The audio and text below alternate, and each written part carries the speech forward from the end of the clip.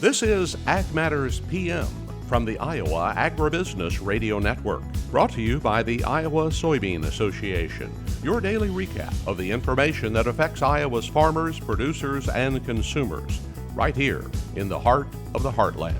With reports from our award-winning broadcast team of Dustin Hoffman, Riley Smith, and Mark Magnuson. Now, from the IARN studios in Des Moines, here's Riley Smith. Good day and welcome to Ag Matters PM from the Iowa Agribusiness Radio Network. I'm Riley Smith. Today is Tuesday, September 17th of 2024, and we are so glad you can join us for today's show.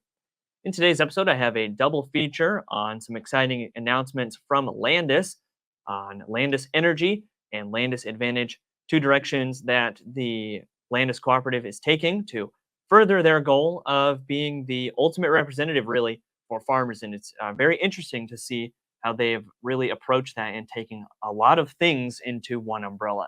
Before we can get into any of that, though, let's hear a word from our sponsor, the Iowa Soybean Association and the Soy Checkoff.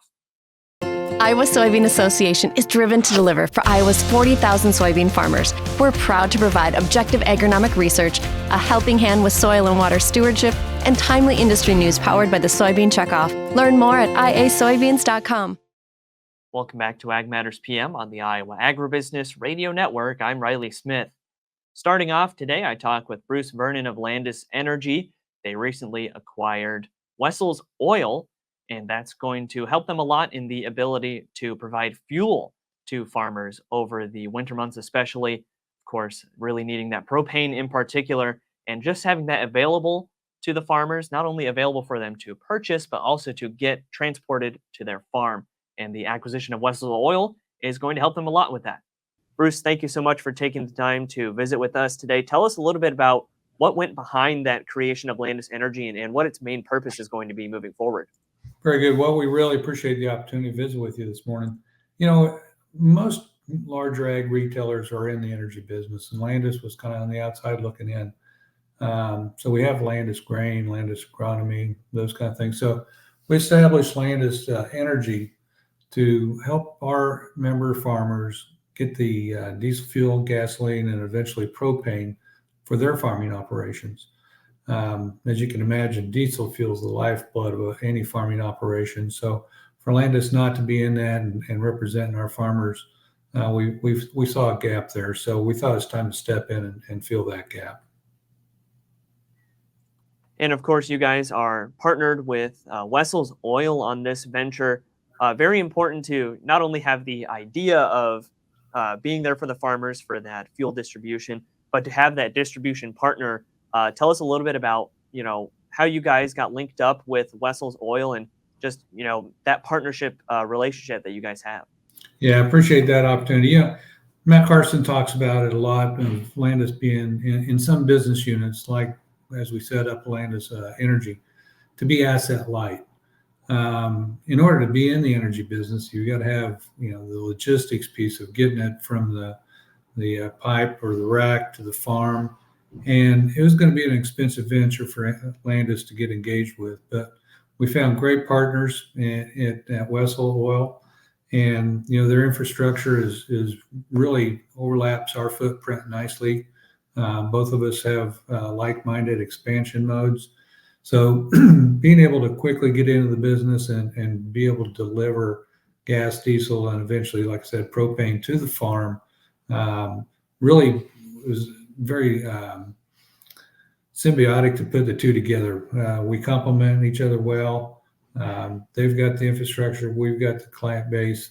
We got the marketing aspect of it. So marrying those two up and being able to jump into this in a fast fashion was very instrumental for us to do that.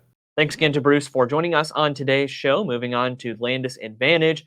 It was the recent acquisition of DSM Advantage, and this focus is on the freight capabilities through farmers and Landus Cooperative. I talked with Andy Unruh to learn more. Andy, thank you so much for taking the time to visit with us today and tell us a little bit about that announcement. What went behind the decision to bring on DSM Advantage? Yeah, thanks, Riley. When it comes to DSM Advantage, they have actually been a long-term partner of ours.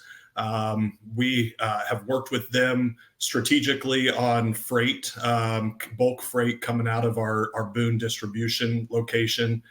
And they have a special niche within the ag bulk freight industry. So we saw a lot of synergies. We already had a partnership with them in place, and they were really the logical partner for us to not only launch Landus Advantage, but hit the ground running and leverage some of the resources that they had already built up over the years. So then looking at what is now Landus Advantage, what opportunities will farmers be able to take advantage of from this new announcement? Yeah, it's a great question, Riley. And I'll take a step back on this. One of the key things that I noticed as an inefficiency is the seasonality of our business. We are just entering into harvest season. We're going to touch over 170 million bushels over the next 3 months. And then, as you know, that grain is stored away and sits. And so the opportunity that this brings for our farmer owners is when they come in and help us at harvest, they are constantly looking to keep their trucks moving in their slow periods as well. This gives us the opportunity to not only make our trucks more efficient, it allows us to give good premium freight back to our farmer owners to help them keep their trucks moving in the off season. They have overhead just like we do, and we realize the importance of that incremental business in the off season and keeping their trucks moving. Thanks again to Andy for joining us on today's show as well. You can click right about here to see those videos on our YouTube channel. That's all the time we have for today's episode of Ag Matters PM when it comes to the news. But before we end things off officially today, let's take a look at the closing markets. It's time now for the Ag Matters PM Closing Market Summary, your source for market analysis and settlement prices from the day's trade in Chicago, courtesy of the folks at agmarket.net. At the end of another trading day in the ag marketplace, we are here with Ross Baldwin of agmarket.net. Ross, what do we see going on in the grain markets today? Hey, Riley. Had a mixed day of trade across the markets, but December corn was 1.5 higher. Over in the soybean markets, they were 1 to 2 higher. They did close. It was about 4 cents, 5 cents off of their early morning highs. And then in the wheat market, Chicago wheat was 1 penny to 2 lower, and Kansas City wheat was about 1 penny to 2 higher. So pretty mixed day, pretty quiet day of trade. It's not a whole lot of news going on. We had the WASDE report last week that we've digested. Had crop conditions yesterday that the corn was actually a little bit of a surprise, where it increased 1%, 65% good to excellent, and soybeans, they were unchanged, which the trade was expecting at 64% good to excellent. And with the trade being a little quiet right now, obviously we know that the next thing we're looking forward to, really, the big thing is that quarterly grain stocks at the end of the month. At this point in time, what are we expecting to see from that report? I think the thing the trade will be looking for is, can you see the old crop number tighten up as we get there? I mean, we've seen old crop corn. We've seen that number trending lower here. We saw that last week in the WASDE, where that number has tightened up. And over on the bean side of things, it's hard to think that we'll see a tighter bean number. We saw the NOPA crush number come out yesterday, and it was a pretty good sized miss, to where crush was dramatically less than what the expectations were. So I do think for how the corn has the potential to maybe get a friendly number with the quarterly stocks, I do think the bean market has the potential for the opposite to happen. So I think that those will be the big numbers that the trade's going to be looking at. And then Ross, looking at the other side of the ag marketplace and the livestock complex, how did cattle and hogs trade today? They had a firmer day of trade also. Live cattle, they were $1 to $1.50 higher. They did close about 40 to 50 off of their highs, but then the feeder cattle market, it was a solid $1.50 to $2.70 higher. Those markets, they today was the highest they've traded at in the last 30 days. We've had that aggressive sell-off here recently, and we've had another nice recovery. It's really about the third time over the last couple of months to where cattle, They've sold off, had a recovery, sold off, had a recovery. This one has a little bit more substance to it. It seems like this recovery does. The fact that today's closes, there was the highest we've closed at in the last 30 days. There's a little bit of optimism in the cattle market right now, where cash was $1 to $2 higher last week. I think there's expectations or hope that you can see cash maybe put on another $1 to $2 here this week, which would be a very good sign.